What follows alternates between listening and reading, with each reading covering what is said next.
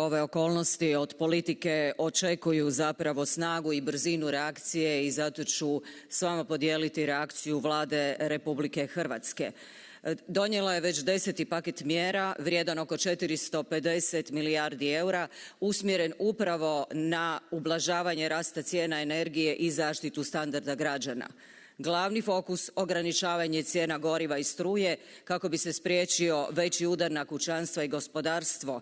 Bez ovih mjera cijene bi bile više, a ovako se djelomično rast amortizira. Za građane cijene električne energije u Hrvatskoj ostaju iste do listopada ove godine uz dodatne uštede na računima, a najugroženiji dobivaju 70 eura mjesečno.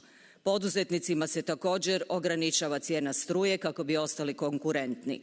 Država osigurava stabilnost cijena plina, paket uključuje potpore za javni prijevoz, poljoprivredu, studente te ulaganja u obnovljive izvore energije. Politički gledano, mjere su odgovor na globalnu energetsku krizu i rast cijena, na socijalnu zaštitu i očuvanje ekonomske stabilnosti. To će biti dobar primjer i za mnoge zemlje u okruženju.